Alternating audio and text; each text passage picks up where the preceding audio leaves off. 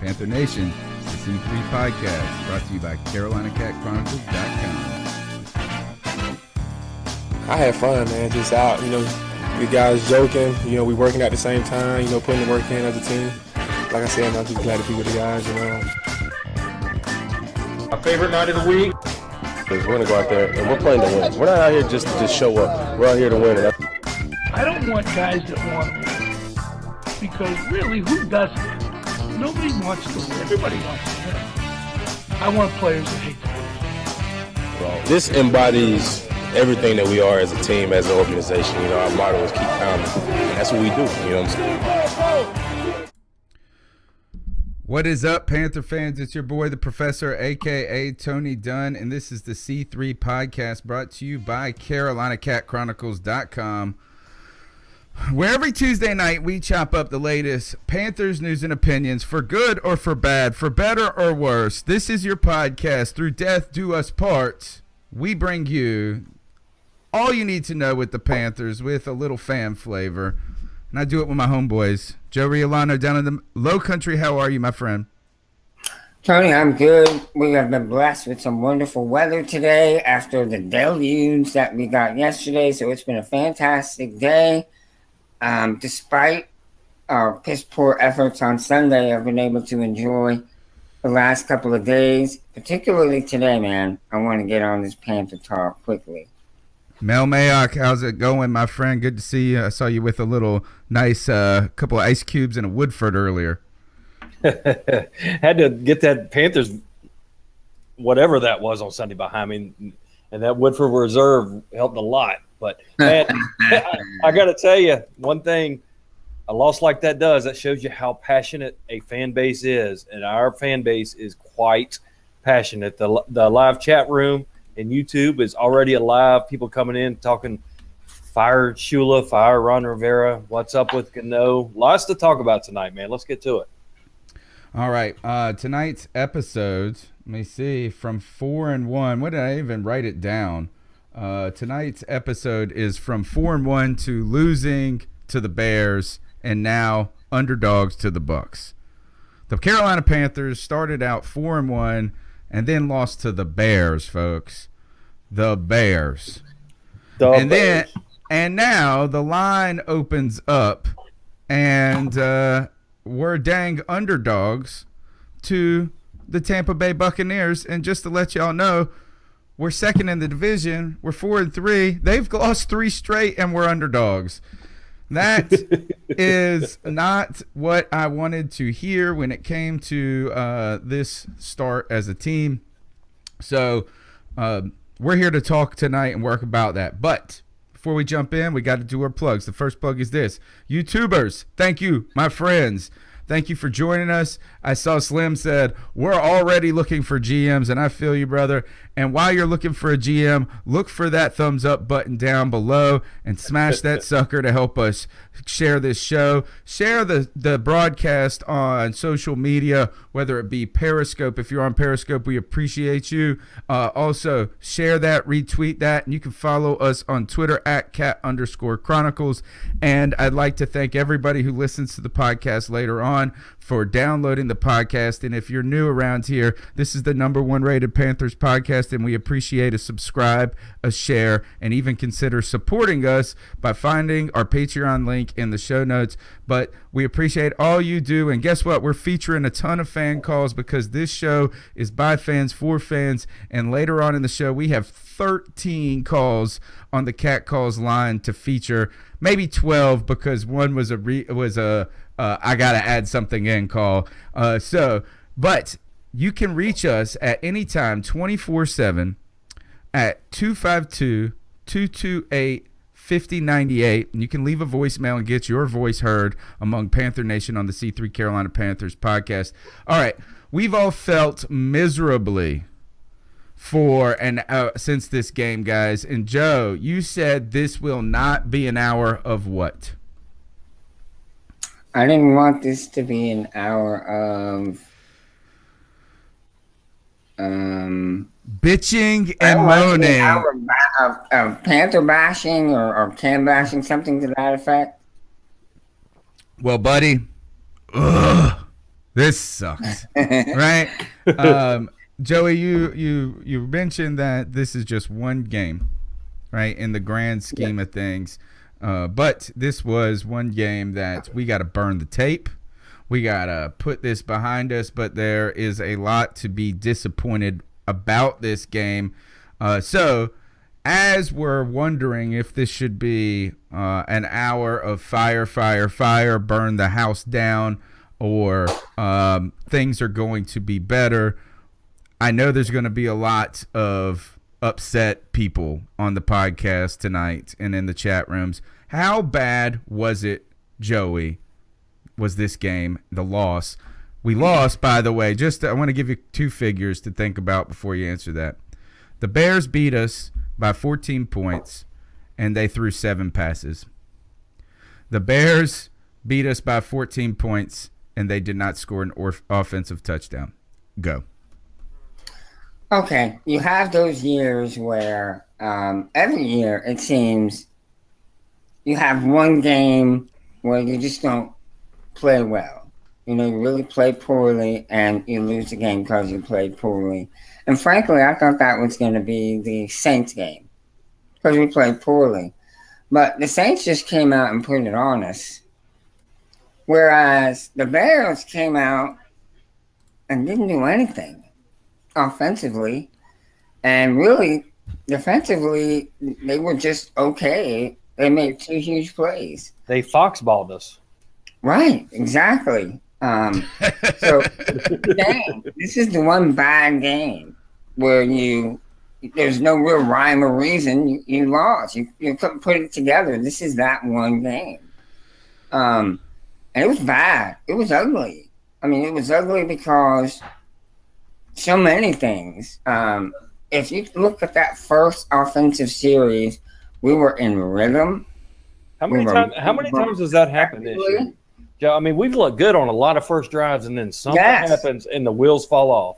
Right, and then there's no resiliency. Right, there's no getting back on the bus. Right. Once the bus breaks down, everybody's off the bus, and nobody's trying to fix the flat. Right. You know what I mean? Everybody's just done. And everybody just takes a nap. Let's be real. Let's be real. I don't know. I think we had a lot of fight with us at the end of the Eagles game. I thought that the team tried to get back in this Bears. Hold on. Let me say this. Everybody's off the bus. Who's the guy that's got to start? Okay, guys, we can do this. We can come back. We can get into this. We can get back in this game. We need to focus. Don't get down. Don't hang your heads out. Who's that guy? Who is the guy that's supposed to do that? It's supposed to be Cam, and I've seen him do it, but he's not consistent. I've seen him on the sidelines in a lot of games this year, going to each guy, giving them high fives and giving them daps and talking to them and getting fired up. He did not do that in the Bears game. He did at the beginning after the first one. He went down the line and told everybody to get back in. I think here's the thing is Cam, again, and it's always back to Cam. The whole world revolves around Cam Newton, it turns out. At least in Charlotte. It does. And the team just lives or dies by Cam Newton's performance. And it's just the reality. True, it's just the reality. Right. It's absolutely true. But we're just not the Panther goes. But had other players not made boneheaded mistakes, I mean, you take away Curtis Samuel's boneheaded play. You take away Kelvin Benjamin letting the ball hit him on his belt and then bounce up in the air. I mean, not reaching out, using that big body. Take that away. You take Jonathan Stewart's play away in the Eagles. Cam Newton is the only offense we've had, so it's not like he's gone out there and laid these big eggs in those 2 games. He's thrown some interceptions, but it wasn't like just, piss poor. Like he played against the Saints. He played awful against the Saints. He did not play awful. Yeah, I agree with you, Mel. I think the thing, though, with Cam that where one thing I would have been okay with that, with this going, well, Cam has to get over it. Maybe a couple of years ago. But I think where Cam gets really frustrated, and we all get frustrated, is that not that he has to do everything, but there's certain guys on the team that just seemingly suck. And like, he's like, I'm trying to do everything. And then all of a sudden, Danny Trevathan is sacking him like by the time the ball gets snapped into his hands. So Cam wants to do all those things. I feel like he plays with that heart and that determination, but he does have moments, I think, where he even gets going like, Jesus, guys, why can't anybody do anything? Why do I got to do everything? But to your point, Mel, here's Ron Rivera on this. Just today, it's a tough pill to swallow, especially after having watched the tape. You know, it's what I came down to, as I said, 3 plays. They made 3 plays, we didn't, and you're not going to win football games if you don't make those types of plays. Now that's what Mel's saying. That's what Ron Rivera's saying, and I'm calling bullshit. I'm calling bullshit because look, they made 2 plays. That's what they did. They made 2 plays. He's trying to say that they threw that 70-yard bomb. Nah, they came away with 3 points. How many times have we heard Ron Rivera say when a defense holds a team to 3 points and a field goal, that's a win for a defense? This team, the Panthers, failed to make any plays after they made 2 very bad plays. That's what the thing is that they just couldn't find a way to do it when it mattered.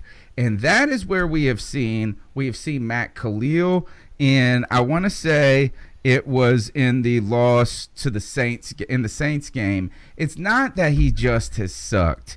It's when he sucked. It's like it's back to Mike Remmers. It's like Mike Remmers played 12 games, and all of a sudden the Super Bowl, he's trash. He played like 12 regular season games, he's great. He plays all of these, and he gets 3 penalties in the red zone. Get the penalties on the 50, on first down, not on, And so I think, and this is where I'm upset right now with Ron Rivera, is that, you know what? You ask the players to take accountability. I say you take some accountability. And this whole team say this, is it was more than 3 plays. We have to be better everywhere. We got to play a full freaking 60 minutes. Mm-hmm. You're right. We have to be better everywhere. Receivers, offensive line, Cam Newton, running backs, and the defense too. Mel, your point here in this scenario is exactly right. Defense, you got to get turnovers, man. We had a conversation prior to jumping on the podcast tonight, and Mel made a point about turnovers and how the defense isn't getting any. Well, they got to start because the offense needs the help. It is critical for this offense to get some confidence because right now I feel like the offense is playing with no confidence whatsoever. Well, I tell you what, what a difference a couple of weeks makes. I mean, you go back and look at the title of our podcast 2 weeks ago, and it's all about how the offense has exploded and all is right with the world because the offense is doing great, and then they stutter again. I mean, the difference between this team that has more talent, I think, than the Super Bowl team had, and the team then. I'm sick of hearing that. I don't think so.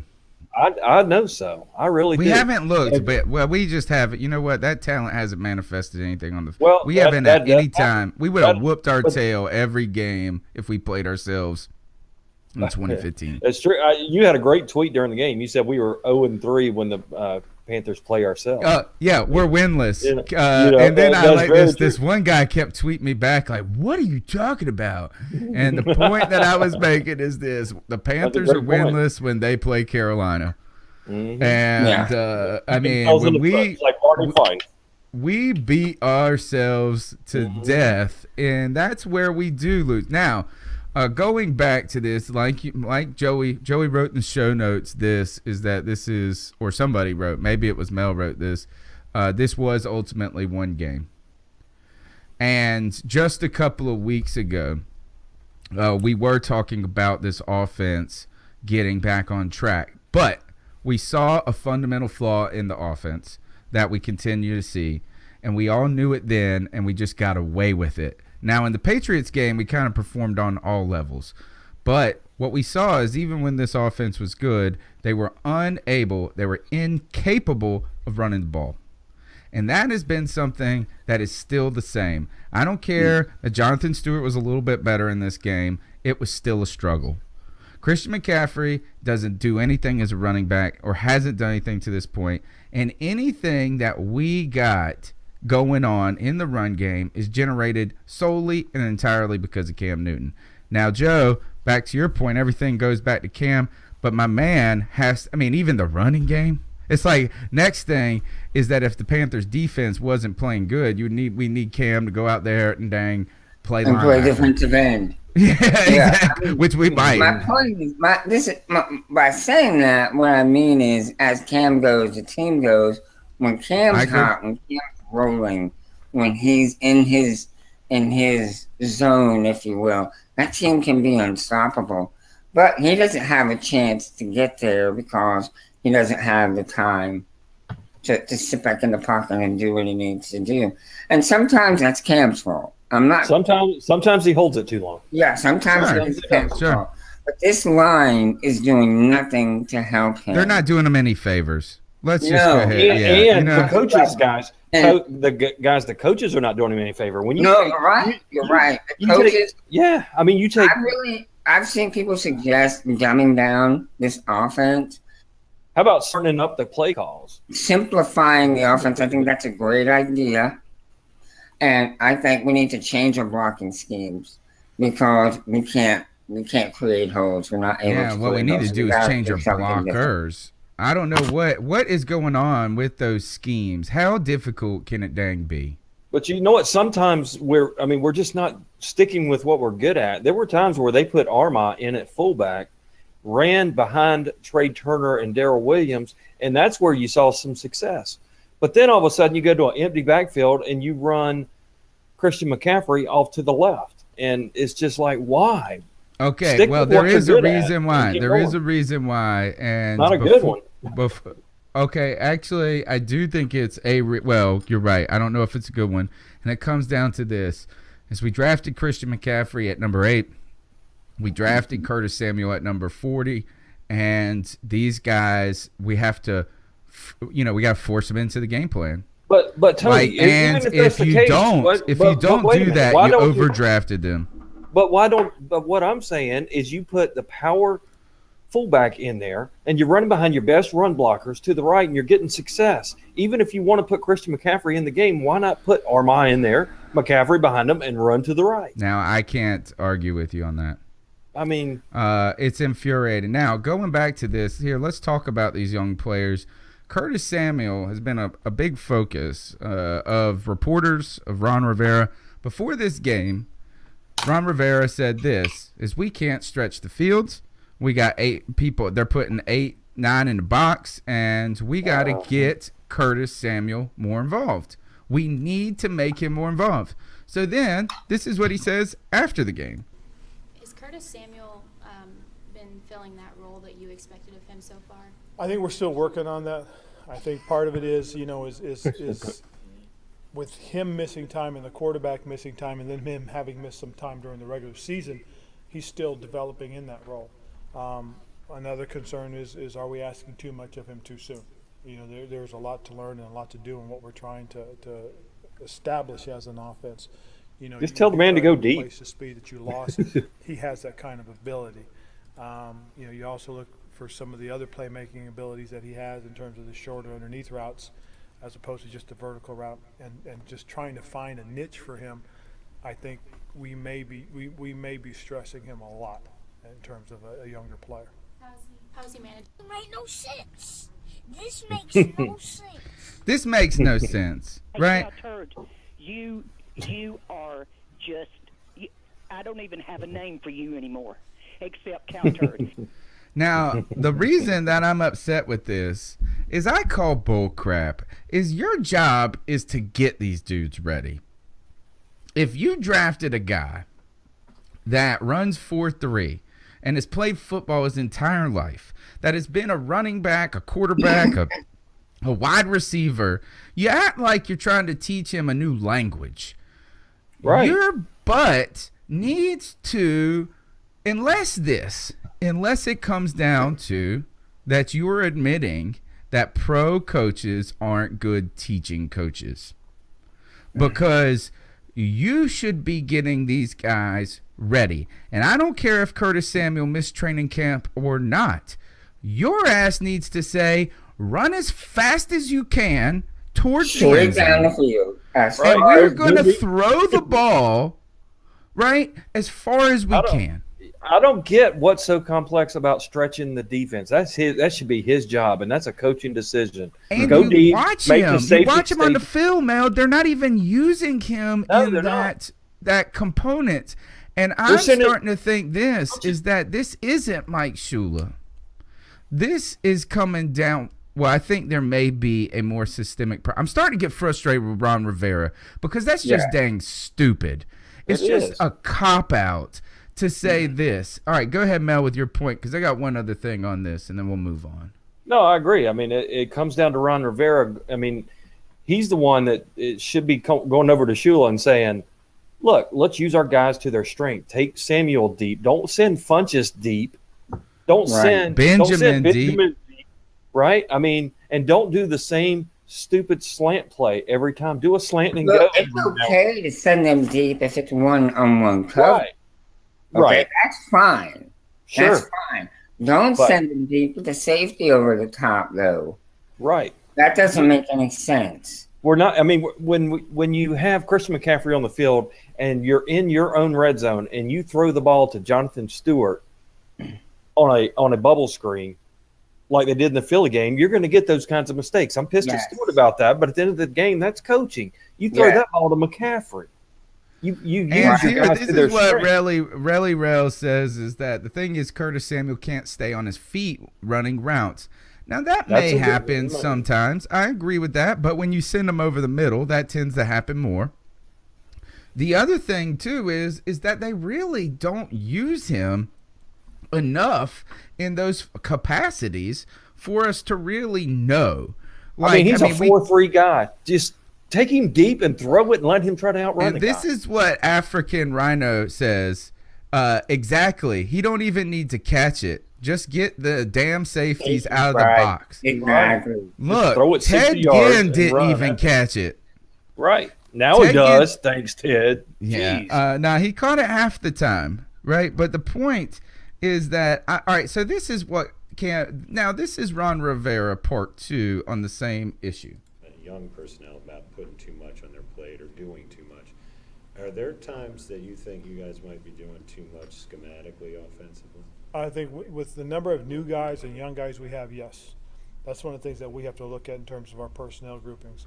Because, you put some young guys, some new guys out on the field, and it's not like you've had in the past. You're missing some key elements. You're missing a Greg Olsen and a Ryan Khalil for the most part, some of the other veteran guys you've had.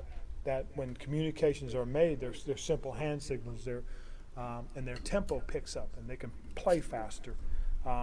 We're in a situation now where you got so many new guys that as you're going through this communication, it takes a little bit to register, and that's one of the disadvantages we have right now with as many of the new guys, young guys that we have out on the field. It made no sense. This makes no sense. Who are these new guys? Are you trying to tell me that our entire offense is handicapped because we use Christian McCaffrey, a number 8 pick who has been touted as the most pro-ready dude in the history of mankind when it comes to, because his dad, and he's the greatest route runner in the history. You're trying to tell me that the 7 routes that you have run with Curtis Samuel have derailed this offense. The only thing that I could think of is you're saying that Tyler Larson is the supreme reason. Who are these young guys that our entire offense is built upon? We have a franchise quarterback. We have veterans on the offensive line other than at center. Or even the right tackle, who's the youngest player, is a third-year player. And damn, Ed Dixon is about as old as I am when it comes to we just haven't seen him a lot. What is Ron Rivera talking about here? No, what I'm saying is this is like he's not a young player. So where is this? Are we trying to say this? Or, I guess I forgot. Manhurts. Our entire offense sucks because of Manhurts. Thanks, Ron. Well, he didn't really help us a whole lot. He kind of made. He hasn't played well. He made some mistakes, but he is young. He's just getting in there. I think, obviously we're not a young team. Well, we're not an old team, but we're not a bunch of rookies either. It's not like we got a rookie quarterback. They're not derailing this offense by any means. And Christian McCaffrey's proven he knows what he's supposed to do. So except you can't for block. blame things on him. But that was, he can't block. He's not. Has missed. He has missed not a great ton. No. I've seen him do some pretty good blocks. Now, I guess I won't say he can't block. He's missed. He's missed several assignments. That's what I would say. I've seen him get run over, but he got the guy down. So that's all you really have to do. He's not a blocking back. He needs to be out in routes because of our lack of speed in our receiver group. I just want to say this: is Christian McCaffrey has made some bad plays in the blocking part. It's not just him getting run over. He hasn't been there when he's needed to be. He's done things that rookies do, and that's okay. Like, that's just kind of part of the deal when you get a rookie running back. But you know what really also sucks is that Ron Rivera in this offense has failed to play a lot of other players who seem to be talented because they're going to make those mistakes. Right. But in this case, like, no problem. We're not going to say anything about that. But damn, Cameron Artis-Payne, that mug can't play a snap in 4 freaking years because he may miss a block. Right. And so is that Ron Rivera seems irritated with everybody but himself. Oh, now how about this?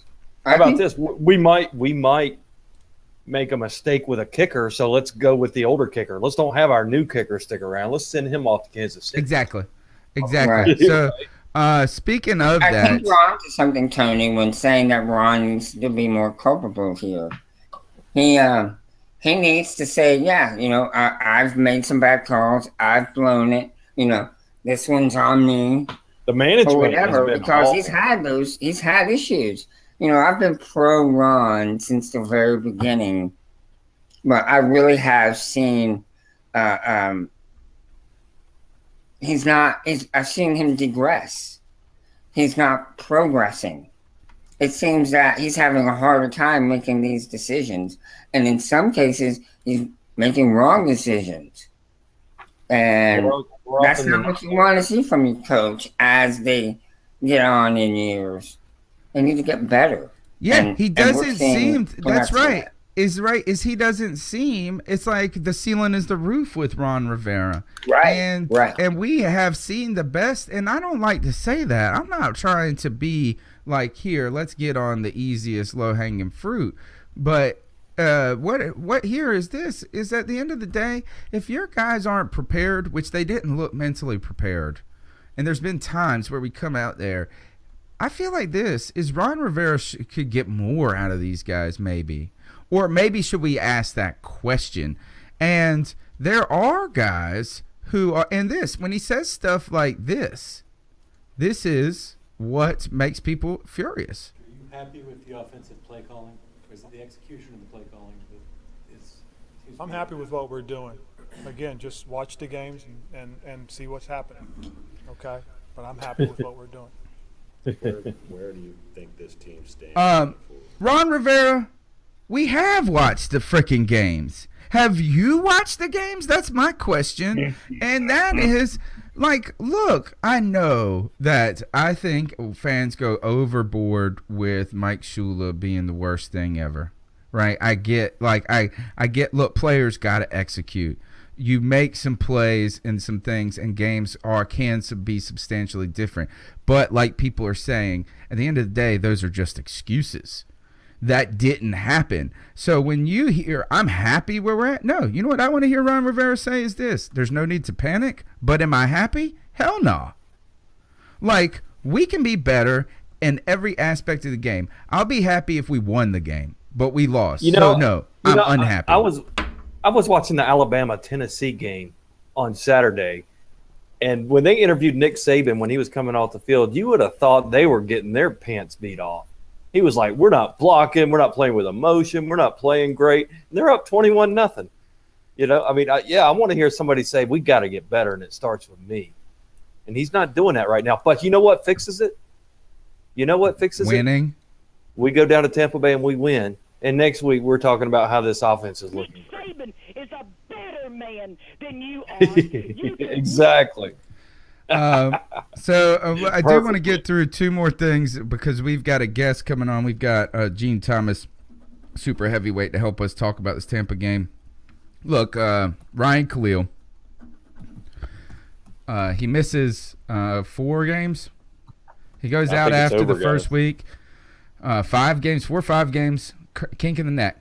Come out. Everybody tells us, don't worry. He's got a kink in the neck. All y'all people, he just slept on something wrong. Y'all who like Mel, who said, this is weird. You don't just sleep on it wrong, and we got all these professional massage artists here, and they can't work this kink out. He misses all these games. He comes back, plays less than a quarter, is done. And now they're not even optimistic about him returning. What we might need to – like, is Ryan Khalil – I mean, is he done?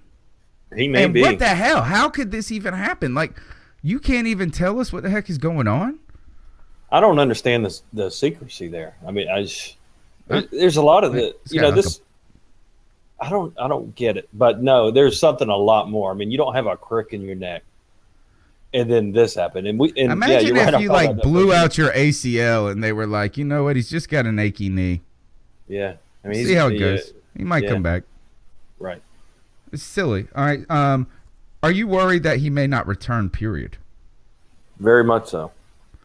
All right. Next injury concern. Luke Kuechly. The concussion that wasn't a concussion that still remains in the concussion protocol today was not cleared by an independent neurologist.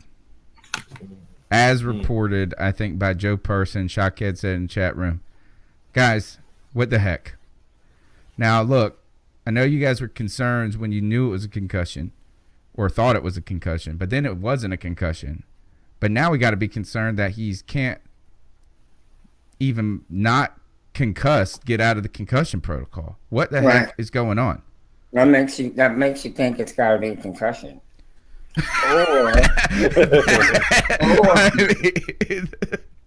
or that he's still having effects from that last concussion he sustained last season.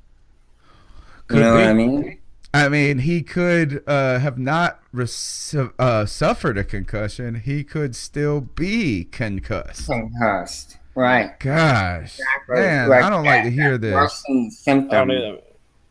To me, Cody Lackney says Ryan Khalil is this year's Michael Orr. I don't like to hear that. And I don't want to hear, man, if we lose Luke, what we get then is a second amazing player in Panther history who we didn't get to see the true fruits of their career. I heard that the Raiders cut Bowman. Is that true? Oh, I haven't heard that. Bowman? If they did, we need to try to pick him up if we don't get Luke back. The Raiders did, you said, after one game? Yeah. I don't know, man. I think Shaq could play middle. He's out there playing. He's a little light in the loafers. I want Shaq and Bowman together. Huh? He's 225.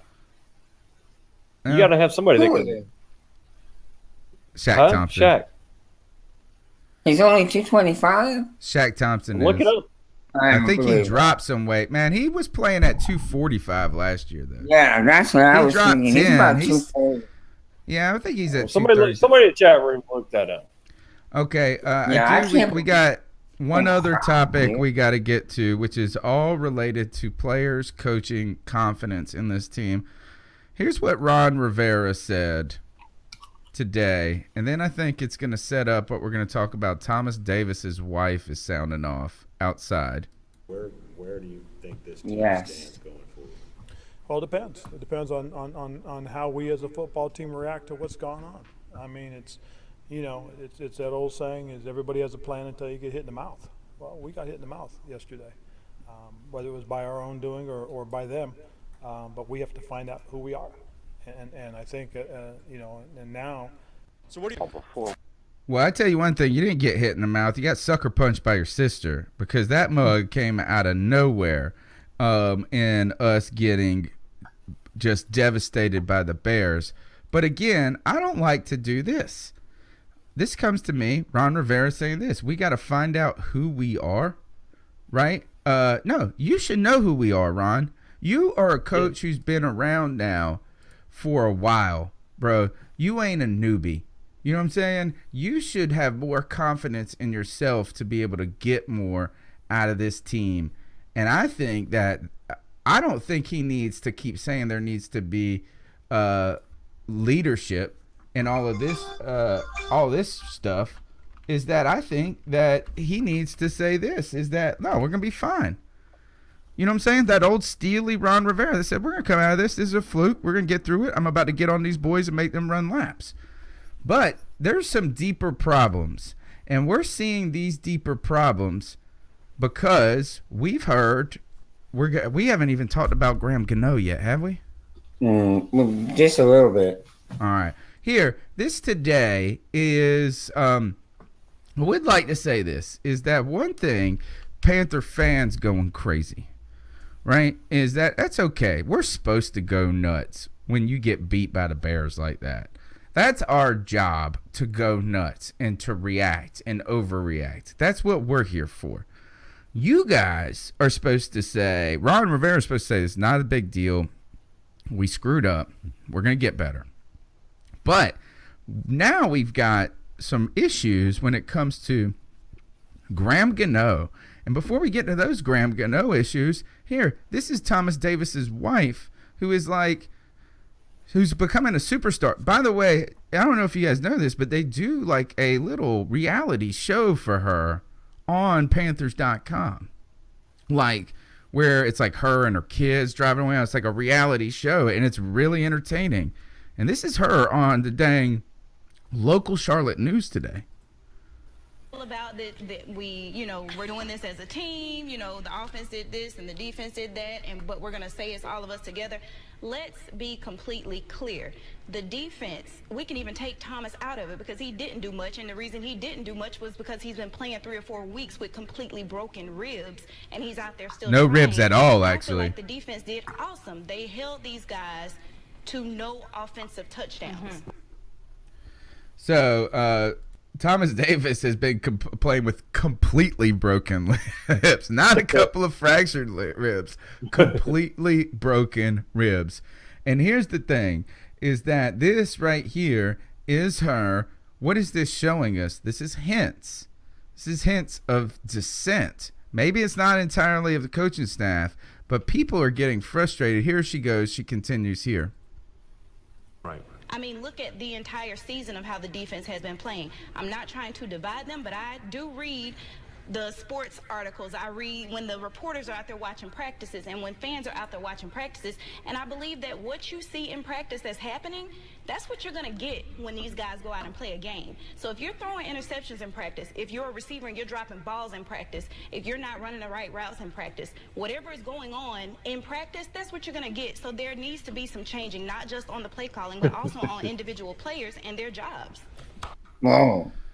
That's straight calling somebody out. It is, and you know what? She's right. The thing is, it's the truth, and that's okay. Right. It's okay to speak the truth. I don't know, man. I wouldn't want my wife out there talking business about my company like that. I wouldn't. Exactly. That's what I'm trying. Whether it's right or wrong, it doesn't matter. She is correct. Yeah. And maybe we don't like to hear it, but you know what? I've never heard her before. Now, unless she has just been invigorated. She's not Miko Grimes. By this show. Yeah. Grimes. So to me, this suggests that there's some undertones bubbling there. That she is really just kind of being, look, I get upset about something, and when my wife goes like ferocious wife mode in protection, she hears what I says and then amplifies it. So, and you'll be like, I didn't really mean it that bad. I mean, I was trying to say that, like, we didn't give up a touchdown. Like mail's not that bad, you know. Yeah, not get on the No. damn news and talk about it. But then this goes back to this, is that right now the other news is that the Carolina Panthers are working out field goal kickers this week. No. Oh.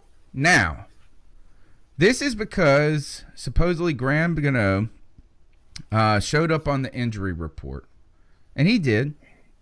But at the same time, he is 14 for 15 on the season, or 15 for 16. He's missed one field goal. And really, I'm not buying it, guys. I call bullshit again. And I'm calling bullshit because we have seen 3 games this season where Graham Gano has been demonstratively frustrated on the sideline. Mm-hmm. We have seen him act out what Panther fans have called out, which is this. We punt the ball on the 35 in the Saints game where we needed some points. We had an opportunity to get 3 points in at the end of the second half or the second quarter of the Philadelphia game, but we decided instead to run a worthless play instead of trying a 55-yard field goal, and in the fear that Kenyon Barner, the barn burner, would torch us. Now, I'm sorry, I ain't that scared. I'm not saying he's not good, but I ain't that scared. And you're trying to, but here, because there was a crosswind, is the thing they told us. And then again, you see this in the last game against the Chicago Bears, where we opted to punt in the third corner from the 38, which would have made like, what did you say? That's like a 56? 55. 55 yards. You always take 17 yards back from where the ball's at. So 55-yard field goal, and we opt to punt. And according to the broadcaster, someone, they said Graham Gano walked out like, "What's up? Come on, could have done that." 3 times he has what I would say is this: he's issued a challenge to the Panthers' decision process, and I think my theory is this: his knee's just damn fine, his kicking's just fine. But Ron Rivera don't trust him outside of 50. And once you start talking junk about, like, I can make it from 50, you gone. And I'm telling you this, is that Ron Rivera is, they're looking for new kickers because he don't want any dissent from players to him that don't matter. If it's Cam Newton, if it's Thomas Davis, if it's Greg Olsen, they can do stuff like that. He ain't going to say mess because they're stars. Graham Gano, you trash, and you're going to get out of here. That's what Ron Rivera is saying. That's my theory. Well, he's not the GM, right? So he's not doing that. But I mean, I hear what you're saying, but I think what you said about trust is exactly right. And Ron Rivera is an iceberg, man. He's not a speedboat. He's a guy that changes very slowly. With Josh Norman back when he was a rookie and he was in the doghouse, he stayed in the doghouse for a long time. Right, and I think Gano, I don't think Rivera trusts him outside of 50 yards. I think back in the Super Bowl year, he missed a couple crucial kicks. Last year, opening day, he missed a crucial kick. But if that's the case, for crying out loud, why did you let Harrison Butker go? Yeah, exactly. Come on. That's ridiculous. I think it's just another example that the troops are restless. And I think that it shows internal issues. Now, I'm not saying that Ron Rivera's lost the locker room. I think Ron Rivera has been remarkably, in the past, he has been able to keep the players' faith when they shouldn't have it. We lost 8 in a row, man, and we came out of it, and that's Ron Rivera. But I think Ron Rivera has changed after the winning season. And I think that he has moved more to this, is that this is on somebody else. And I think that Graham Gano could be a casualty like Ben Wickery was. An example of you don't say crap about what our decision making. there's something going on there more than I mean, I know why they didn't try the field goals because they didn't trust them. But working out these kickers, there's something to that.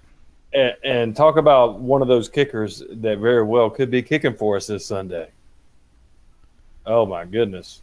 The ex-Buck kicker. Right. Mr. Aguayo. Yeah, Mr. Second round pick that got cut. If he is our kicker this Sunday, man, I don't know what I'm gonna do, but it ain't gonna be pretty. It's gonna be. Why crazy. would he be our kicker? That don't even make no sense.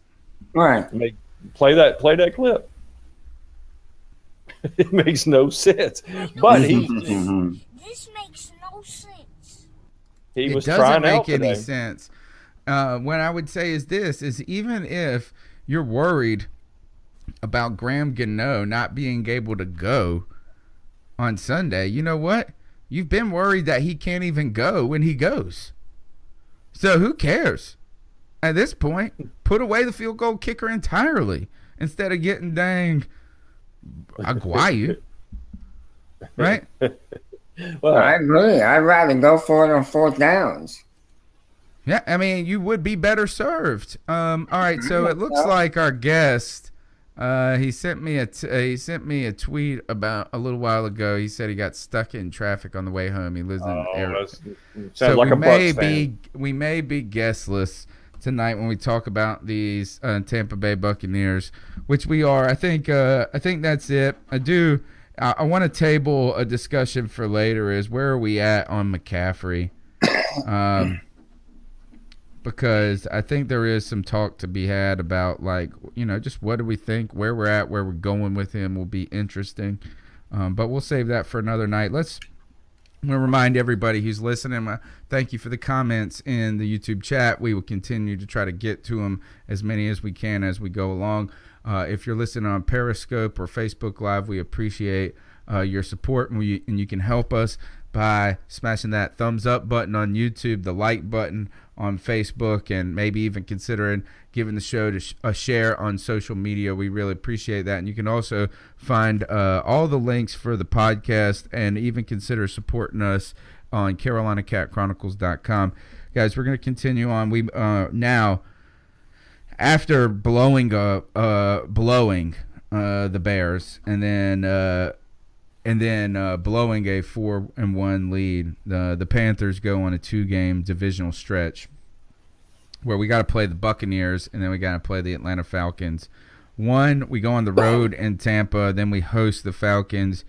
But, the Tampa Bay Buccaneers right now have a losing record. I believe they're 2-3. They have coming off a blowout to Arizona 2 weeks ago, and then a close game against the Buffalo Bills where they mounted a valiant comeback against a very tenacious defense. So to come back towards the end of that game and only lose by 3, being down by like 14 points. What I'm trying to say is Bucs aren't bad. Not a bad team. They just haven't been able to put together and find ways to win. But I will tell you, they got a high-powered offense. Yeah, I tell you one thing about the Bucs right now is on the precipice of this season getting away from them. They're a wounded animal. Their backs are in the corner. You want to say that you're feeling pressure as the Carolina Panthers. This is a must-win game for the Tampa Bay Buccaneers. This is going to be a tough contest. The Panthers go to Tampa Bay, and the Bucs are favored by 2 points. So I'll ask you, Mel, what does this game mean to the Panthers and to the Bucs? This is going to be a great game in my estimation because it's a pretty heated rivalry historically, and I think these are two talented and underachieving teams thus far, and both are looking to make a name for themselves. They're both looking out to make the rest of the league go, dang, these guys are back. And if we beat Tampa, folks around the league are going to say, dang, that's an impressive win. Same goes the other way. So, you got to expect the A game from the Buccaneers. That means we got to bring our A game. Both A games head to head, we win. But we got to beat the Carolina Panthers. Joe, where do you see us the going on the Bucs? What are the Panthers? We got to go take on Miko Grimes. And I'm upset I didn't get Miko on the show. I'm going to have Miko Grimes on this podcast one day. she's going to be on this podcast. And I'm going to tell her that this little white boy got a crazy weird crush on her. And she's going to be like, I hate white boys. That's what she's going to say. She's going to say something really mean about it. I'm going to have to miss that show. She's funny, man. Like her, I mean, like she's got this very seductive voice. And then she'll just be like, boop, boop, boop, boop, boop. And then it's like the foulest damn mouth. And like, so she has this very like exotic, like soothing voice. And then all of a sudden she'll say the most foul crap. And you're like, I don't know what to think right now. I don't know if I should be. Sailor blush. What's that? She can make a sailor blush. That's exact. Yes, she can. That is the dang truth. All right. So, Joe, where do you feel about the Panthers heading to Tampa Bay? Well, really, I feel like these teams are, and their situations right now are mirror images. Looking into a mirror, we see each other. Teams that are struggling offensively, defensively, teams that have some injuries, and teams in desperate need of a win. Yeah. Tampa Bay's at home. They're going to be very, very ready for this game. And I think it's going to be a battle. I think you're going to see some it's going to be a real physical game. You're going to be seeing some big hits. It's going to be a grinded out kind of a game. So, frankly, I'm excited.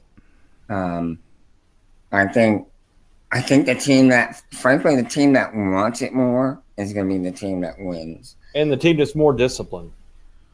Well, yeah, team that makes the least mistakes. Right. I mean, that you think Cam makes mistakes. Boy, Jameis Winston can throw turnovers, in the six packs. Yeah, You're right. I mean,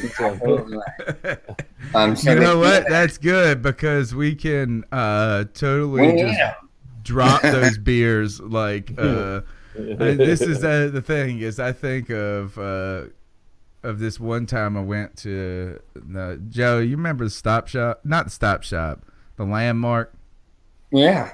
Wasn't that the one by our place where we used to live at, the Landmark? Yeah. So I went to the Landmark, and this girl that used to live across the street from us, she was working. And I went to the Landmark, and I bought, like, this big, I had, like, $2. You know what I'm saying? I didn't have any money. And I bought, like, this big deuce of, like a Heineken or something like that. And so Jameis Winston's throwing those picks, and I got out of the car, and that double deuce just fell right on the ground and busted. Like, that's us trying to catch the pick. I drove right back up there, and I was like, girl, I dropped this deuce. I ain't got no money. She gave me one out of the back of the cooler, stolen. So, but my point is that we don't get turnovers. We drop deuces. That's for sure. That's no doubt, man. I tell you, the biggest difference, before y'all cut me off earlier in the show, the biggest difference between this team and the team in 2015 is the turnover ratio. We were 21 above in 2015, and now I think we're like -8 or 9 or something. It's awful. We got 1 pick and 2 fumble recoveries. If our defense, even though our defense is playing incredibly solid defense, Thieves Avenue is missing. We get some interceptions. We make a short field. Cam Newton is a swag momentum type of player. You get some momentum going, that offense looks totally different. You put the defense on their heels, so you flip the script. So who wins this game for the Panthers? Obviously we need a full team effort, right? We need to not give up big plays. We need the defense to show. By the way, I'm not going to kiss the defense's asses in this Bears game. I know everybody's like, and this is where I want to tell old Mrs. Davis to chill out a little bit. It's like, I know that the offense didn't do anything, and I know that you guys did what you had to do on defense. But at the same time, it was the Bears. And you're playing against a John Fox team that's up 14 points. You know what they're going to do. They're going to run the ball 3 times. Right? You're surprised. The one thing they surprised us with 1 downfield pass the whole game. Now, that was admirable. And guess what? It beat us. But the thing is yeah, we stopped them, and they were supposed to stop them. But you're playing a rookie quarterback, a team that's got no wide receivers, and that isn't known for a barn-burning offense in the first place. So let's not just go here, and not that you guys are, but you hear this on Twitter and all this. It's like, we're wasting a historic defense with this offense. I don't think that the Panthers defense now, I'm very thankful for what they did in that game, but they were not put in a crucible prove it type moment, really. Maybe that one time where they stopped the touchdown, that was admirable, but other than that, it seemed very routine. Like every time we punted the ball and they got the ball, it almost felt like it was going to be 3 and out from the beginning. Yeah. There was like 5 3 and outs in a row. So they played incredibly steady, but they did not play game-changing defense, right? Bradbury did not make that pick. That could have changed the momentum of the game right there, right? There was a fumble that we did not recover. I mean, there were opportunities, and it's been that way all year. We've got to start making turnovers if we're going to get. Defense is good, but I'm not ready to say it's great. I agree. I'm not even close to saying it's great. All right. Speaking of, so I guess my question that I was going to ask you, Joey, is that outside of it needing to be a total team game, who needs to win this game for the Panthers?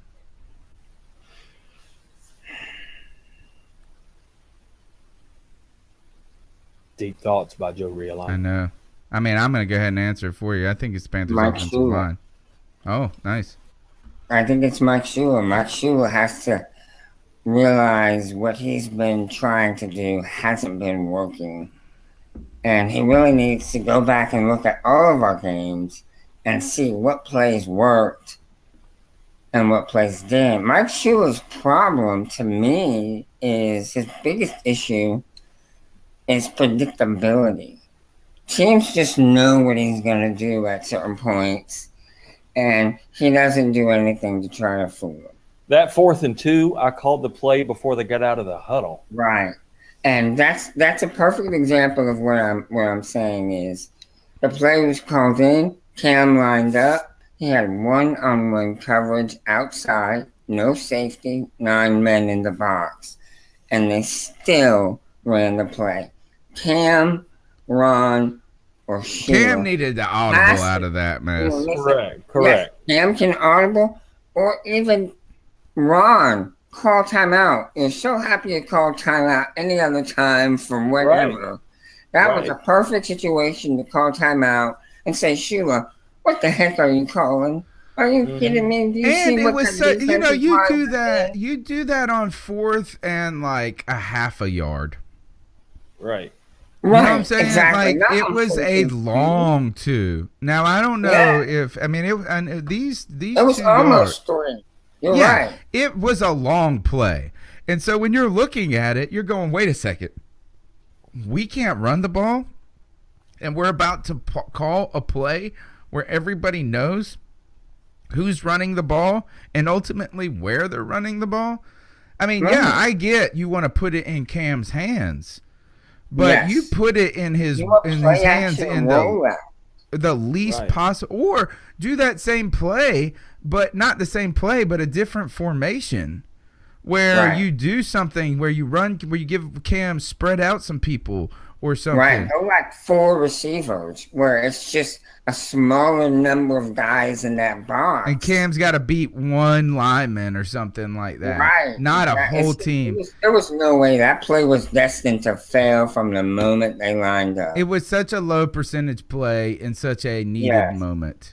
And again, I think that why didn't he call timeout and say, no way that play is going to work? Get over here. We got to call something else. You know, you think he's got to be able to hear the conversation that's going on between Shula and Cam, right? You would think he's got to be able to hear that. Or else how is he ever going to be able to override a play? I'm starting to have real questions about Ron Rivera. I'm just so frustrated. I mean, that play sums up everything perfectly. That play right there. That was the one play. Here's the thing is, Joe, I've been trying to not overreact when it comes to Mike Shula. because the players haven't been doing well. You know what I'm saying? So you call a play, it could be the right play. Like, for instance, that play they called with Curtis Samuel.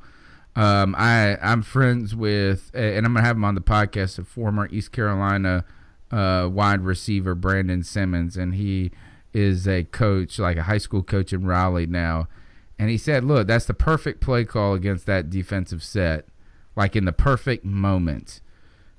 You know what I'm saying? Like, if Shula nailed it, and the players bobbled it. Like, they didn't. And he said that Samuel and them didn't execute it right, that Samuel was too far away, forcing the and all of this. And then Ron Rivera, by the way, tried to say he wasn't in the press conference. It's all weird with Ron Rivera right now. But what coming back to all of this is that, like, I've been trying to say, like, firing Mike Shula isn't just all of a sudden going to make the team phenomenal. But that's one play on that 4th and 1. That's one play that even somebody who's trying to find ways to defend the dude can't. You can't. Like, it's just impossible. It's just bad. And it was just silly. You know what I'm saying? And it would be like if you just said this, let's run it up the middle with Jonathan Stewart. I mean, it's the equivalent play call to that when you haven't been able to do that for 7 games. On that pitch to Samuel's only supposed to be like maybe 2 yards away from Cam. He's supposed to be close to, where it's a short pitch. Cam, he was so far away that Cam literally almost passed him the ball. Yeah, Cam he had to throw it. Pitch. That pitch was perfect. It was amazing because of the distance it covered. They were both running full speed, and he still hit him right in the hands, and he dropped it. Slim J says this firing Shula would show the team is making a conscious effort to win. You know what? Is that firing Shula it would. I get that. I mean, I thought firing Dave Gettleman was a big statement. Yeah. And you would think that would put Ron Rivera on notice a little bit more, but he ain't seen to do nothing. These guys, I think they're almost just like going through the motions right now more, saying like, well, if you guys just make the plays, everything's going to be all right. I don't know, man. Something's weird.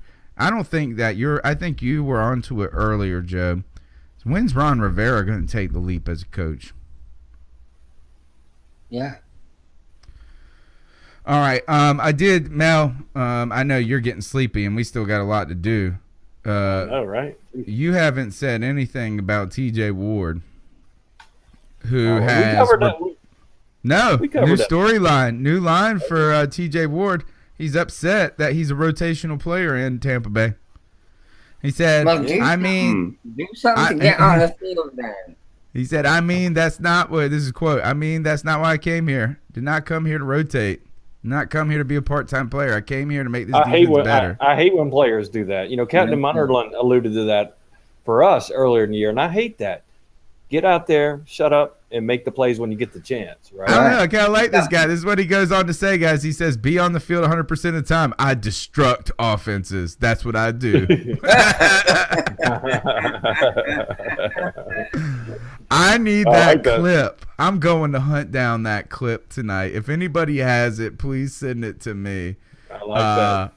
I destruct offenses. Right? Is that, you know what? Is that's like the shirt that we're going to Mike Shula. The Mike Shula shirt. I destruct offense.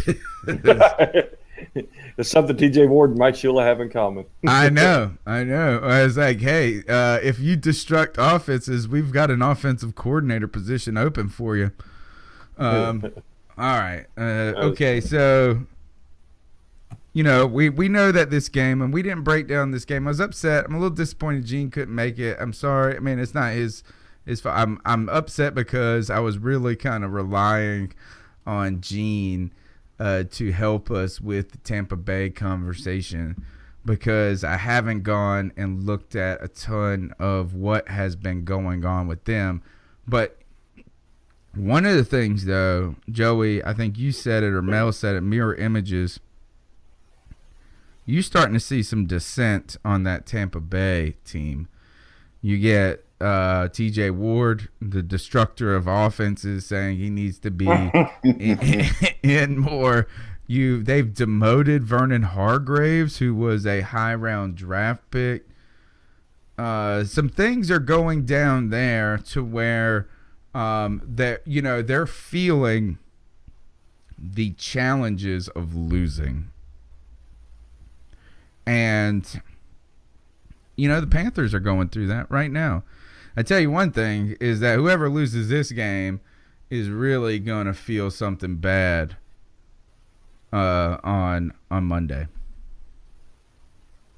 Oh man, I mean, the Bucs are at 2-3 because they didn't play that first week. 2-4. I was corrected by Sean Kidd. Yeah, so 2-4. So if they lose, they're 2-5. Oh yeah, the Rats will be jumping off the ship pretty soon after that. But I hope they do, because the Panthers do not need to be 4-4. We do not need that. If the Panthers lose, if the Panthers go 4-4, that there's gonna be we're gonna be fired up. Oh, yeah. And you know what? Here's the thing: is that we shouldn't be that crazy about losing to a Bucs team, but you know what? You got to be when you lost to the Bears. That's right. Is that if you win against the Bears, you go to Tampa Bay and lose the game, and we're not talking about how this is the end of the world. It is the end of the world if you lose against the Bucs and then have to play Atlanta, who is in a similar situation. This is the time you got to be winning and getting better as a team, and we're not getting better right now. We need to be getting better this Sunday. That's it. We can get better on the field. And I don't like this idea of we have given too much to these young players. You know what? Get them out there and make them do what they're paid to do. Heck yeah, they're getting paid hundreds of thousands of dollars per game. So get out there and know your plays. I mean, this is your job. Do it. I don't buy the rookies getting too much. I mean, that about Curtis Samuel, that sucks. I mean, this is week 8. Especially right after. I don't even like the simplifying the playbook. For 3 weeks, we talked about here. We didn't do enough misdirection, and now we're talking about, this offense is too predicated on misdirection. You know what? Just go out there and play football and win. That's right. Quit making damn excuses. Do what you're supposed to do, including you. Not Ron complicated. Rivera. Just win, baby. That's right. All right, here, let's jump into these cat calls. So what are your thoughts on catcalling? Yeah, it's pretty. You shouldn't do that to somebody. And how did that make you feel? Very uncomfortable. So how do you think catcalling makes the person feel? It feels good, like. Who's that cat sitting in the back corner with his face buried in the snow? Who's that kid that can use one?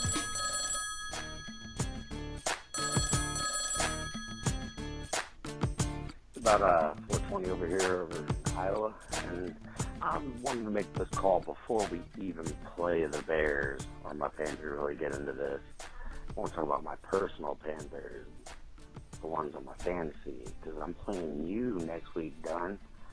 So I know when you get this and you play this to everyone else and they get to hear it, they know I'm coming for you in fantasy. I love you, respect you to death. You're going down. You just wait and see. Just check your rosters. Keep pounding.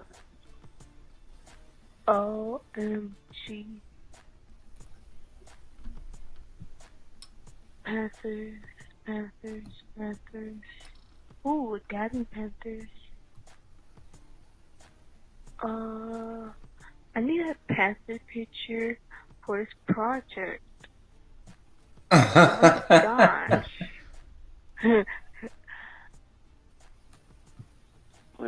Joey, can you interpret that? You laugh. What did she say? I think it's Miko Grimes. I need a Panthers picture for this project. It sounded like a young person who was working on a school project and called us hoping we'd send him a Panthers picture. Oh, well, you know what? You got a little Miko Grimes in you. You got a sweet little voice that one day is going to turn into a foul mouth, I'm sure. The new offensive coordinator, man. Mike Shula got to go. Can't keep him no more. This is Panther Nation, man. How in the hell we was running the ball with Stewart? Why did we just abandon the run with Stewart. I don't understand. I don't understand when He had 2 rushes in the second half, right? I mean, he's crazy.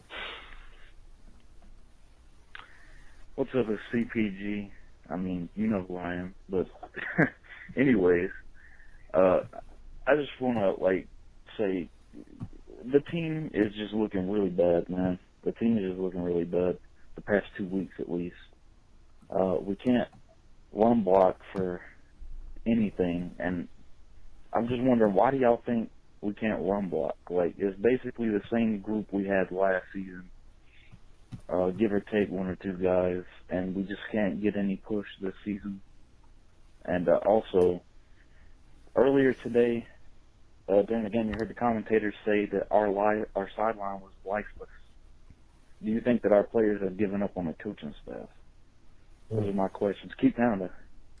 All right, I think CPG brought some great questions there. First of all, he brought the most unanswerable question. Why can we not run block? Joe, you mentioned scheme, that we need to change the scheme. What is going on? What do you mean by that? I think we just have, well, for one, I know Jeremy Igo does a good job of this, of, putting up some plays where he showed what the Panthers were doing wrong and explaining, where the blocking broke down or where the running back didn't go through the right hole. And I was watching those, pretty intently a couple of weeks ago, and you could see where the linemen just weren't fast enough to get to the man they were supposed to be blocking. Either they got caught up in traffic, or the guy that they were supposed to block just outran them to the spot because he saw the lineman, going to their blocking, and he knew what the play was. So he beat the blocker to the spot. So I'm saying instead of pulling guys and making guys move along the line of scrimmage, get more to just like a zone scheme where you block the guy in front of you. You know what I mean? Stop being a bunch of you know what Miko Grimes would say? Stop being a bunch of pussies and get out there and block somebody and push them around. Well, that's exactly what I'm saying. Block the guy in front of you, knock him down, or knock him 10 yards downfield. You shouldn't have to pull around this guy and try to get around that guy to go to your man. Go block somebody. Look at the guy right in front of you and kick his butt. Man up, and get mean. Also, when it comes to coaching staff, I think we've been talking about that, but I think the interesting thing that CPG is, you're getting callers calling in, asking if there's some dissent. You get the Thomas Davis's wife out there chirping around. You get Graham Gano, whatever he's got going on. I think I don't think we have evidence that this has happened, but you know what? And we don't got any evidence right now that things are going great. So let's keep going. Yeah, I think it's an incomplete story, right? The next couple of weeks are going to tell a lot. Yep, you're right, Mel. I think you're exactly right. Tony Dunn, Mel Mayock, Joe Riolano, C3, what's up? This is Cody Lashley from the YouTube chat. First time Cody! calling. Whoa. I just wanted to say, boys, I'm at peace right now. Because I know what this team is. This team, it's not a championship football team. Not until Mike Shula is gone and maybe even Ron Rivera. Things did not bode well today, but it's at the point now we're wasting a transcendent quarterback. And it's sad. Maybe we slip into the wild card at some point, but this is not a championship football team, and I think it's never going to be until the play calling is better. Our sidelines were lifeless. I feel at ease almost, because it's like now my expectations don't even have to be so high. I felt like I knew that this was a team that could make a deep playoff run. And hey, maybe they still can. I mean, I'm hoping for that. But I have to be reasonable about my beliefs. and I just don't think it's going to happen. What anyway, a call. I love you boys. Keep doing the podcast. I'm going to keep on supporting your Patreon. Love the show. It's a part of my Tuesdays. Keep pounding, man. Oh, and tell me one more thing. You're going to have to bleep this, but that Falcons shoulder keeps on calling in. Keep pounding. My bleep didn't come through. I messed with it. I hadn't heard the first of all, what a call. What a phenomenal call by Cody Lashney. And I'm going to pronounce your last name correctly now. Right? Cody Lashney said, and I think that's the call of the night right there. And the reason I say that is because really I hadn't listened to these calls. I did screen quickly to curse words. And where's the beep? I put the beep in, and things are better with the beep. And he said, beep, that dang Falcons troll, right? So, Well, hopefully he didn't call it 3 because they suck. Yeah. So the thing that, though, is that there's a lot of truth in that call that we have been trying to find tonight. We've been trying to find what Cody Lashney said very succinctly, and that is that we think that the ceiling is the roof. You know? And it just is. And we didn't want to say it. We wanted to act like this was going to be the best team ever, and you know what? They just ain't. They just ain't. But I'm gonna throw it on the other side. I don't think we've reached our ceiling yet. I really don't. I think that Lions game, I think the Pats game, that's what we can be. That's my opinion. Yeah, but what he was saying is that's good. That's deep playoff run, but is that championship? You mixing some turnovers. Ron Rivera and Mike Shula are, at the end of the day, the roof. Hey, Time what's will up, tell. guys? I just think after the Chicago game, it is time to say goodbye to Mike Shula. It's time to redesign this offense because this was ridiculous. At this point, I mean, Steve Wilkes could probably be a better offensive coordinator than Mike Shula. So it's time to kiss Mike Shula goodbye. Yeah, that's pretty much what I want to talk about after watching this mess. So you guys have a good one. Keep pounding. Common theme tonight. Oh yes, Panther Nation. This is your boy, your most favorite troll, Scotty Jurassic. I just gotta tell you guys, I'm with you. My team sucks. Your team sucks. We all suck together. November 5th is gonna suck. Keep pounding. What an asshole. Yeah, I was just figuring, since we got Marty back and we got Cap back and Pepper's back, we should just complete the reuniting of the entire band. I don't know, maybe this will spark something in our team. We should bring back Jake Delhomme. But I'm thinking we should install him as a position coach on the defense. On the What that defense? position would be the defender of the fresh biscuit!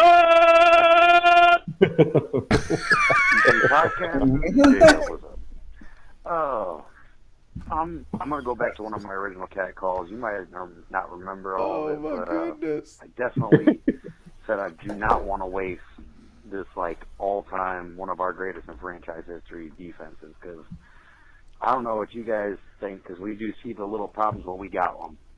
I mean, no Luke Kuechly and no Kirk Coleman, and our defense still posts us up like that. I know it's a rookie quarterback and their offense is whatever, but we didn't allow much, and I'm sick of this offense squandering that. And a lot of times, if you look at this defense, when they have given up more, it's because the offense gave up or put them in bad positions. The defense, I'm solid. Even without Luke, we looked really good, and without Coleman, we've been looking good. And the offense, I just don't know anymore. The injuries are piling up. We aren't comfortable with Cam at first, and then we're not comfortable with Curtis later, and we just don't look comfortable at all. I'm not even going to bring up who, the offensive coordinator, but I don't like it. And they even talked to the players about it, and they would not even. They were like no comment, basically. Talk like, well, we're not going to talk bad about him because we just do our job. Well, that means you're not talking good about him either. You're not running to his defense. Like, Olsen ran to his defense, but he's not even friggin' playing. He's just looking from the sideline. The people who did get asked, he played in the press conference, said, well, we just try to run the play the best we can. We need to perform better. Yeah, they're holding themselves accountable, which is good. But, I mean, we go back to bread and butter, but the big thing, bring back the fullback. Like, holler at me. Bring back the fullback. Alex Arma is not only a decent fullback, he's a multi-versatile one that can play tight end. He can catch out of the backfield. He can block. I agree. This guy is really good, and we're not giving him a chance. Play more. And I think that's what really hurts this offense. Whether it be a pass play or a run play, having the fullback in there as an extra blocker helps. And it Totally really agree. helps. Protects Helps a Cam. lot. I'm not going to be too long with this or too crazy, but just know that I'm always there with you every day, even if I'm in Iowa. And I love you, and keep pounding. Go Panthers. I totally agree with that call. I love the idea of bringing a fullback into the backfield as an extra blocker and as a pass blocker when we are going to throw the ball. I think that's a great idea. I'd love to see us line up in the I formation. Man, we haven't had a damn fullback since 2012. But you know what? When we had Arma in there, it would work. But the thing is, you do it once here, once there. Right. No consistency. Yeah. Right.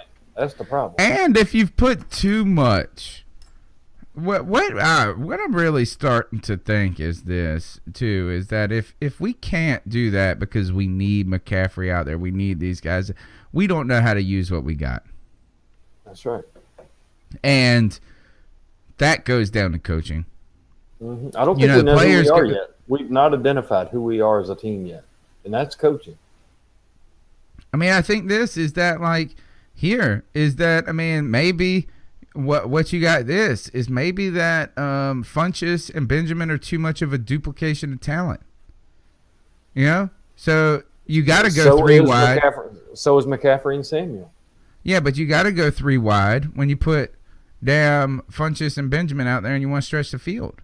You know what I'm saying? And don't act like having them Greg Olson's going to change things, because that snowshoe man, he ain't going to be stretching the field.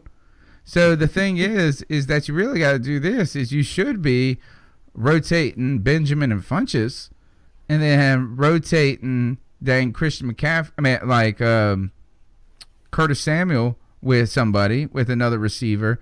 And I think the other thing is that Russell Shepard is good, but you know what, man, he's not fast enough to be you need to be able to go too wide and have a guy that's fast.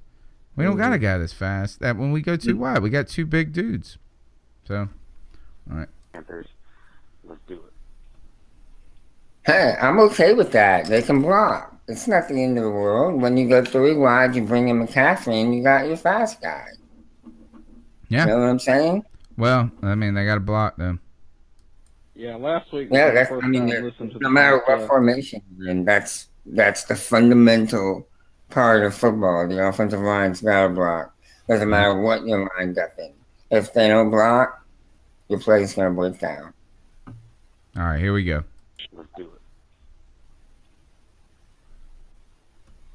Yeah, last week was my first time listening to the podcast. Love the show, guys, but this past week at Soldier Field, I think I've seen the last straw of Mike Shula and Ron Rivera. I don't think the Panthers are going to win a game inside the division this season. Oh, and, God. It's about time to fire the fucking clown show, because this is just getting freaking ridiculous. We got one of the best quarterbacks in all of football, and we got great receivers, and we got one of the best defenses you can find in football. We can't beat the fucking Bears. Oh. Are you fucking kidding me? Like, Ron Rivera should have never got on the plane. Mike Shula should have never got on the plane. Do something about it, guys. Peace. Keep pounding. I must have been distracted by his subtle, cool tones. You know what I'm saying? Because I kind of was putting the calls together, and usually you just expected people to be super riled up. So you're a sucker for voice tone, aren't you? I heard the Because tone, I- and I just moved on to the next call. You noticed that was the last one, and I was clipping it together at like dang 8:30. But totally missed that. So keep pounding, Miko. And she's like, Man, yes, I will take a pounding. That's what she would say. She'd be like, and you can, like, Miko is so nasty, man. It's like crazy, dude. If you listen to her podcast, you'd be like, that was really uncomfortable, but I may be slightly aroused. Sounds like a personal problem to me there, Professor. All right. Okay. Let's do our divisional round picks. Panthers Man, go ahead. That segment is just exploding, though, man. So for all you out there in the YouTube chat room, be like Cody. You jump on that call. Tony, give him the number one more time, and then call in and be a part of this show. It's awesome. Yeah, we had some real killer calls tonight. The number is 252-228-5098. That's the cat call line. It is open 24 hours. You can leave a voicemail, and you know what? I encourage you to call directly after the game or before the game. Maybe a couple beers deep. It always helps to get the juices flowing. And you can reach us at 252-228-5098. We love to hear what fans are thinking, and it turns out fans are thinking what we're saying, guys. A lot of commonalities. I didn't listen to those calls before I put them together, other than just trying to do a poor job of screening them for some things. And it seems like this. A lot of themes that we hit on the cuff tonight, other Panther fans are feeling.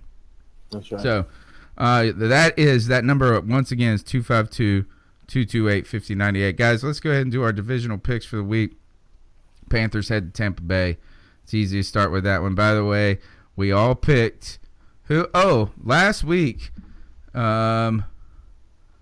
Mel picked the Bucs to win on the road against the Bills. Joe and Tony picked the Bills to win at home. We got that. We all lost on the Panthers pick. Joe picked the Packers. Tony and Mel picked the Saints. Well done to us. I picked the Falcons. You guys picked the Patriots. And then, you know what? This is crazy. I do a spot on Pirate Radio 1250, and I picked the Patriots on that show. Hedging your bets. I know. I don't know. I think I'm like trying to make up grounds with you guys somehow. But all right, let's go with this. Joe. Actually, we'll start with Mel. Mel, you got who you got? Panthers, Bucs. Oh, I'm going Panthers on this one. I feel this game. They better win. I got the feeling they're gonna take Joe. I'm going Panthers. I'm picking the Panthers because this is the Panthers podcast. You know, right now, but Panthers, you gotta make me feel better. Please make me feel better. The Bucs suck, dude, and they're not bad, but you know what? We shouldn't be feeling any worry about. We shouldn't have worried about the Bears. We should. They have a lot of talent. Dude. Don't sell them short. I understand that, but we shouldn't be feeling like homers because we're picking the Panthers. Now, I'm feeling pretty good about this game. I got to say, I felt a little nervous ever since. No offense to P Nasty, but ever since he was on our show and he said we got 10 days to prepare for the Bears. Something inside of me told me, oh man. Turns out we don't like preparing. Right. That's my point. Turns put out too much on the coaches. Notoriously, we're bad off the bye week. I'm feeling good about the Bucs. But we haven't had a bye. Oh Lord, that means we had a mini bye. We had a mini bye. Still at the bye week. Yeah. So notoriously, turns out that it turns out this coaching staff. Maybe we put too much on this coaching staff. We've just put too much on this young coaching staff. We got to simplify it for them and only give them 4 days to prepare rather than 10. I'll make it simple for you. Just go out there and beat the dang Bucs. That's all I care. Gosh, man, kick them right in their bucking balls. Who are the Falcons playing? Oh, the Falcons are taking on the Jets. Jets, God. Jets. Man, the Jets. How about this? Good for the Jets.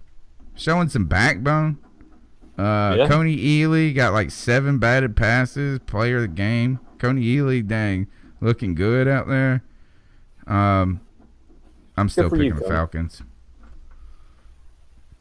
Yeah. I'm gonna have to be with you there. I don't think the Falcons are bad, man. They did get blanked by the damn Patriots, man. Good Lord, they got blanked.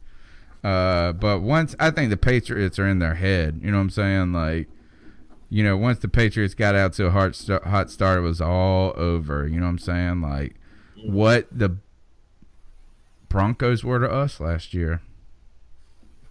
Well, that came down to a last-second field goal, though. I know, but like, you know what I'm saying? But I think that Graham Gano missed it because it was in his head. Sometimes teams just have your number, man. But the Falcons are. I mean, that's 3 teams in the NFC South that are not living up to their potential. We got to break the chains and jump out and take advantage of this opportunity this year. We got to get back on top. But I'm taking the Falcons. Who are you taking, Joe? Cody says 27-17 Panthers over the Succaneers. There you go. I'm not even going to ask Joe what he used to call the Buccaneers. So. Oh, yeah. I would have to spell it. I can't say that. I can't wait to tell Miko what I think about the Buccaneers. What do the Falcons have this week? The Jets. And it's in New York. I'm going to take the Jets, man. Wow, good for you, Joe. Love it. The Jets have just enough. That's awesome. I think it's close, but I think the Jets take it. All right. I hope you're right. I hope you're right, brother. Last is who are the Saints got this week? They got the Bears, baby. Oh, God. Where's it at? It's in New Orleans. Oh, give me the Saints. Damn. Mel? The Saints they're owning this division right now. But you know what? The Superdome is not the place it used to be. The Saints have won. They have won too many in a row. That Bears defense, this dude crazy. Pretty daggone stout. Taking the Bears, baby. I'm taking the Bears. There's a little homer in that pick right there. Oh, gosh. Good for you. Good for you. It turns out Mel and Nick Saban are. Nick Saban is a better man than you are. You could boy, you guys are. Mel's a better man than I am. I think the Saints look pretty dang good, and I told you guys at the beginning of the year they weren't going to be as bad as expected. Now their defense playing pretty well, and their offensive line is like a pleasant surprise. Man, the Bears suck, dude. I'm sorry. They're one-dimensional. Their defense is pretty good, but they're beatable easily, and the Panthers were the problem, not the Bears. All right, guys, let's jump to our final segment of the show. My neighbor Rob is in the chat room. He's across the street. He's not a huge pro football fan, but he writes for some of the local newspapers. He's a sports writer for some of the local papers here, and he picks the Bucs by 3. Well, the line's 2. He tells me right. He doesn't. Like I said, not a huge pro football fan, but he does. No, I think that's like, it's not, look, the odds makers. That's the odds makers pick. Exactly. He's taking the line. Exactly. Yeah. At home, wounded animal versus impotent team with an impotent coaching staff and an impotent offense. They need to go to that low T doctor. Yeah. That's right. They do need to go to the low T doctor. All right. All right. Ice up. Who you got, Mel?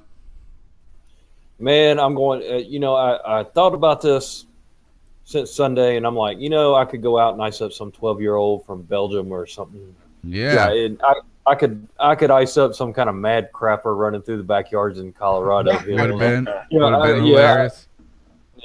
Yeah, but I'm going with the low-hanging fruit because it's time to be all business.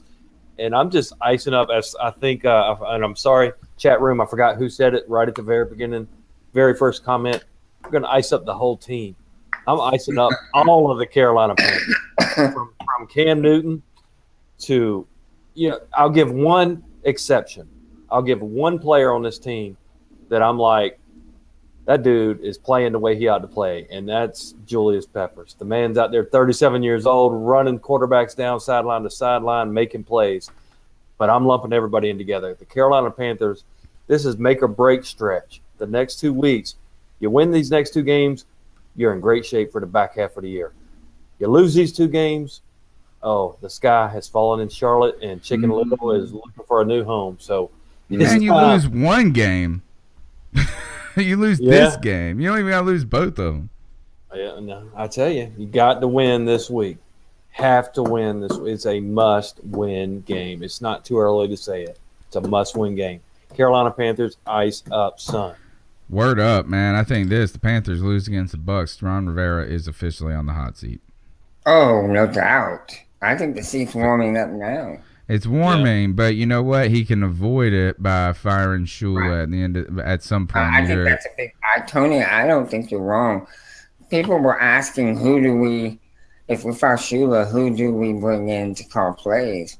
And it's like, I don't care. Yeah. Bring in somebody. Bring in, if you put the receiver coach there, let him call. Ken Dorsey. Yeah. But then I don't care if you call up Steve Logan, bro. Somebody suggested, I think his name is Ron Turner, the guy we brought in as like the offensive consultant. Yeah, I mean, that's North Turner's son, Yeah, bring him in. Yeah. Bring him in to call plays. But hey, I just want to give credit where credit's due. It was Nervash in the YouTube chat room, the very first comment of the show that said, ice up the whole team. And that, you know what? I couldn't say it better myself. Just ice them all. I tell you what, you know what? I'd be all right if they brought in Don Shula. Hey. Did you hear he calls his dad? How about this? As Mike Shula said this in the press conference, he's 50-something years old, and he calls his dad after every game. We make fun about, Curtis Samuel getting dropped off by his mama, but Mike Shula is still asking his daddy for help. Yeah. I got no problem with that. If your dad was a legend like that, I got no problem with that. I mean, I don't really got a problem with it other than this, is that, like, bro, we need your dad here. I'm icing up Mike Shula. He's my ice up pick this week. I'm icing him up because he has access to all this film, to players, to just unimaginable amounts of info and data. And it's like he refuses to look at it. And he thinks he can just get away calling the same plays from the same formations when the defense sees the formation and automatically knows what you're running. Run the ball on first down every time. Jonathan Stewart, single back. Right. Just, the NFL is an evolving game. It's continuously evolving and changing. And if you're going to be stuck and running the same plays in the same order or not, opening your playbook and watching other teams and pulling plays in, you're going to get left behind. And that's really what I feel like is happening to this Panthers team, is we're getting left behind offensively because other teams are adjusting and constantly updating, and we're stuck. It's like everybody's watching DVDs and we're still watching VHS. So, I see Mike Shula, ice up, son. Nice. Well done. T-Money's listening. He said, who is Steve Logan? I'll tell you who Steve Logan is. He's an offensive genius that used to coach at East Carolina University. Heard this come. I saw this come. He is Steve Logan is a man that can take mediocre talent and turn them into greatness. He's a guy that can get guys like Jeff Blake and David Garrard to come and play at East Carolina University. And he is a guy that is a remarkably awesome offensive mind, and the worst and grittiest. He has terrible bedside manner. Terrible bedside manner. So this is that, you know what? It would be perfect. He'd be a perfect fit. As offensive coordinator, you don't got to talk to nobody. You can just decline all the interviews. You and go out there. And he could use Cam. The one thing about Steve Logan, he's always said this: you give me Cam Newton, I would damn change the world. He has always said that. He is awesome. He also is just doing radio in Raleigh right now. He did temporarily was on the San Francisco coaching staff as quarterbacks coach when they had Kaepernick. When they had when they went away from what's his name, Harbaugh, went to whatever that dude, Harbaugh. You remember when they had that 1 year Tom Sula? Oh yeah. So it was just a disaster, but not really his deal. All right, my ice up pick is myself. Dang, turns out I ice up myself a lot on this podcast. Traveling. First of all, guys, super dad here. If nobody else is going to clap about me, I'm going to clap about myself. Is that my wife had to leave for a conference last week. We have 3 kids, 9 and under, 9, 6, and 4. My wife last week left on Wednesday. I had the kids really actually through Tuesday through Thursday on my own, but I had to drive then 4.5 hours, which turned into 5 hours with 3 kids by myself to meet her. Solo road tripped it for a day, basically for another day while she was in this conference. In the process, and the reason I'm bringing all this up, she's leaving again. Homegirl is going to New York with her mother. They're gonna go on Good Morning. Well, not like on it, but they have tickets to Good Morning America and The View. So congrats to them. Nice little girls' weekend. But that leaves me with all these damn kids. And in the process of having all those damn kids, and my wife has had a lot going on with work and things, so I was driving home we were out of town for a wedding. I was driving home, and I checked on my fantasy football teams last Monday. I checked them again. I focused on my teams. I thought I had everything. I was looking at Yahoo, was making some big pickups on Yahoo, trying to free agent stuff. NFL.com, a league in there, did some things there. Somehow, I completely forgot to check C3 leagues. And right now, I'm managing 2 teams for the C3 league because I'm acting as a commissioner for 2 leagues.